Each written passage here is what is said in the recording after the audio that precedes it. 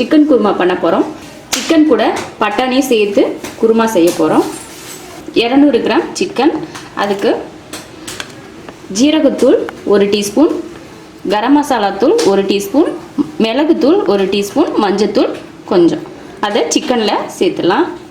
மிளகாத்தூள் இல்லை, கரம் மசாலா தூள், மஞ்சத்தூள், மிளகுத்தூள், ஜீரகத்தூள் மட்டும்தான். அது கூட தயிர் 1 ஸ்பூன் தயிர்,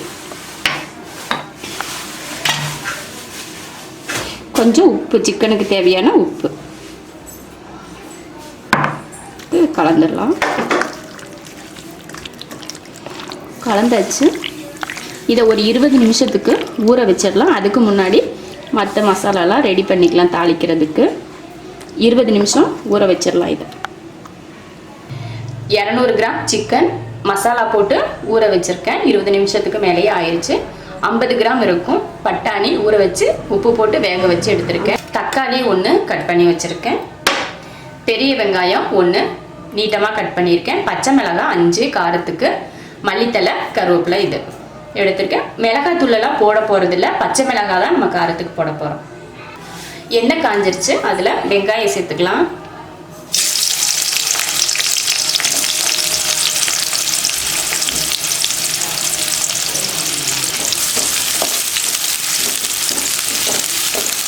வெங்காயத்தை நல்லா ப்ரௌனாக வறுத்துக்கலாம்.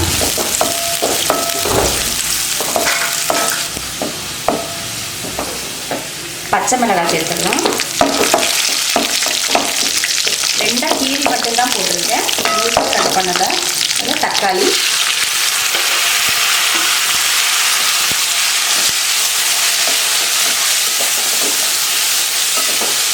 தக்காளி வதங்குறதுக்கு கொஞ்சம் உப்பு சேர்த்துக்கலாம்.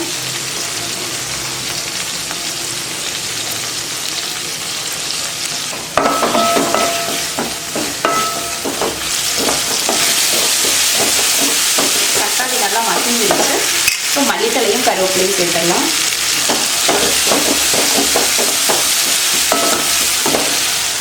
அடுத்து சிக்கன் சேர்த்துடலாம்.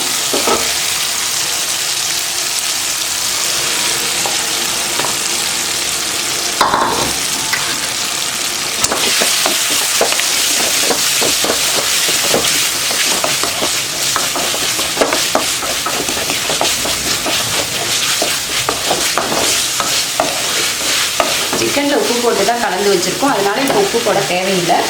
அடுத்து பட்டாணியும் இதில் சேர்த்துடலாம்.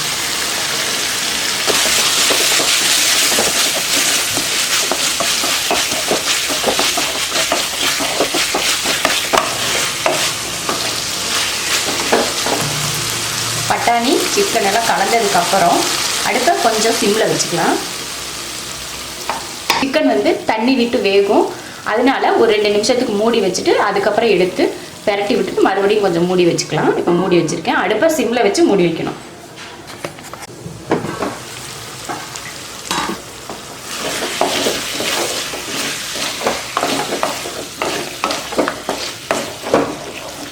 நல்லா ஒரு 2 நிமிஷத்துக்கு சிம்மில் வச்சு வேக வச்சுருக்கோம். கொஞ்சம் தண்ணி சேர்த்துக்கலாம். தண்ணி சேர்த்துட்டு தீயை அதிகப்படுத்திக்கலாம்.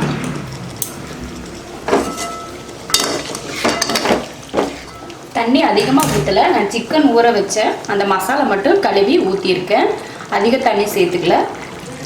இஞ்சி பூண்டு பேஸ்ட் முன்னாடியே போடலை, அதனால் இப்போ கொஞ்சம் சேர்த்துக்கிறேன். முன்னாடி போடுறதுக்கு மறந்துட்டேன், இப்போ கொஞ்சம் சேர்த்துக்கிறேன்.